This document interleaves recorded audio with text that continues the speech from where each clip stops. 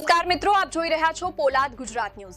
રાધનપુરના Ramdev township society ખાતે શ્રીમદ ભાગવત કથાનું ભવ્ય આયોજન કરવામાં આવ્યું છે। પાટણ જિલ્લાના રાધનપુર ખાતે આવેલી રામદેવ ટાઉનશીપ સોસાયટીમાં તારીખ 26 ફેબ્રુઆરીથી તારીખ 4 માર્ચ સુધી 7 દિવસીય શ્રીમદ ભાગવત કથાનું ભવ્ય આયોજન કરવામાં આવ્યું હતું।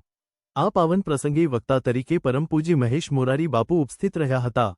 બાપુના મધુર સ્વરે ભક્તિમય વાતાવરણ વચ્ચે રામજન્મ, કૃષ્ણ જન્મ, તુલસી વિવાહ અને રાસ ગરબા જેવા પ્રસંગો વેશભૂષા સાથે સુંદર રીતે રજૂ કરવામાં આવ્યા હતા। સોસાયટી તથા આજુબાજુની સોસાયટીઓના મોટી સંખ્યામાં ભક્તોએ ઉપસ્થિત રહી કથાનું રસપાન કર્યું હતું। દરરોજ રાત્રે સંતવાણીનું પણ આયોજન કરવામાં આવ્યું હતું।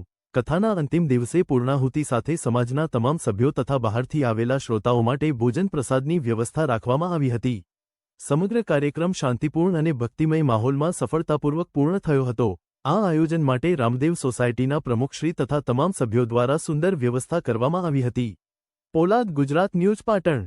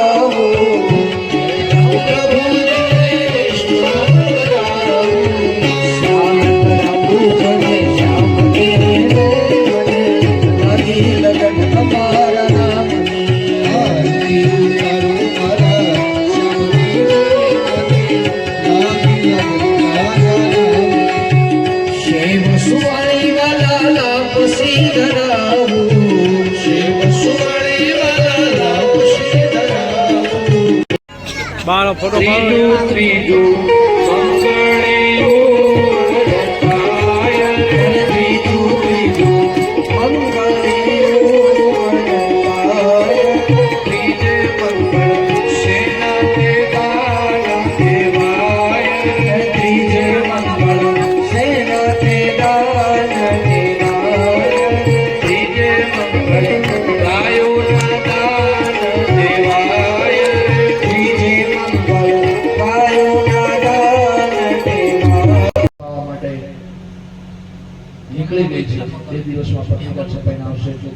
એક ટોન હોનું આવે છે, જોરદાર તાળીઓ દેતા હો।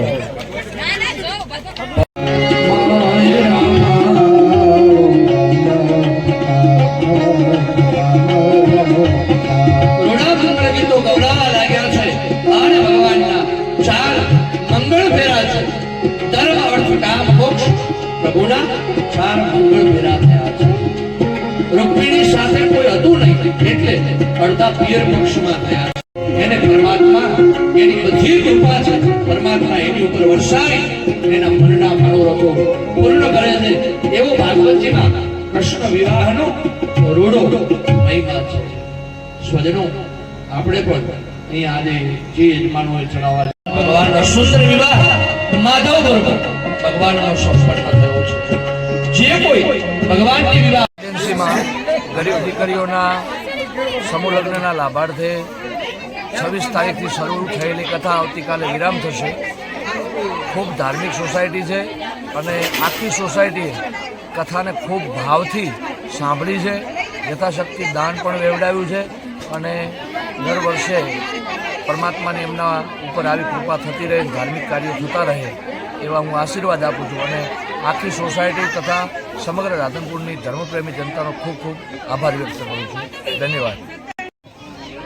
શ્રી રામદેવ ટાઉનશીપની અંદર પરમ પૂજ્ય શ્રી મહેશ મુરારી બાપુની અમારા રામદેવની અંદર તારીખ 1/3/2026 થી તારીખ 4/3/2026 સુધીનું સરસ કથાનું આયોજન કરવામાં આવ્યું. સોસાયટીના તમામ ભક્તોએ સારી રીતે તેની અંદર હાજરી આપી અને બાપુનું જે કન્યાને ગરીબ કન્યાઓને જે પરણાવવાનું જે ધ્યેય છે એ ધ્યેય આ કથાની અંદર અમે પરિપૂર્ણ સિદ્ધ કરી અને એ કામ કરી બતાવ્યું. અને આવા સોસાયટીની અંદર મારો કાર્યક્રમ સતત ધાર્મિક થતા જ રહે છે અને થતા રહેશે. એ આજના આ કથાની અંદરથી પણ અમે ખૂબ જ બાપુના વાણીને અમે અમારા જીવનની અંદર ઉતારીશું અને અમારા પરિવારને પણ સારી રીતે જીવનમાં ઉતરે એવો અમે બધા એ કથાની અંદરથી બોધ મેળવ્યો છે. શું નામ જય શ્રી કૃષ્ણ ભગવાનની. તમારું નામ? મારું નામ જીવતલાલ પટેલ.